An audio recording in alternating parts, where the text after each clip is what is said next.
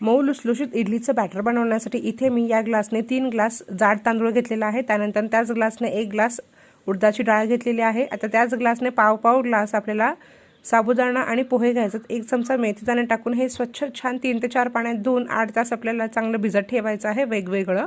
आता छान 8 तास भिजलेलं आहे। आता आपल्याला सुरुवातीला डाळ वाटायची, त्यानंतर तांदूळ वाटायचा आहे। तर मी डाळ ही पेस्ट केलेली आहे आणि जो तांदूळ होता तो रवाळ वाटून घेतलेला आहे। दोन्ही एकत्र करून छान मिक्स करायचं आहे आणि 10 तास आपल्याला फर्मेंट करण्यासाठी एका उबदार जागी ठेवायचं आहे। तर छान पीठ फर्मेंट झालेलं आहे। आता यामध्ये चवीनुसार मीठ टाकून छान मिक्स करायचं आहे। इडलीच्या प्लेट्सला तेल लावून घेतलं होतं, तर सर्व इडल्या आपल्याला करून घ्यायच्या आहेत आणि एका चांगल्या उकळत्या कुकरच्या डब्यामध्ये आपल्याला हे ठेवायचे आहेत प्लेट्स आणि 15 मिनिटं वाफवून घ्यायचं आहे। 15 मिनिटं वाफल्यानंतर पाहू शकता इडली अतिशय मऊ लुसलुशीत अशी तयार झालेली आहे। या पद्धतीने एकदा नक्की इडली बनवून बघा।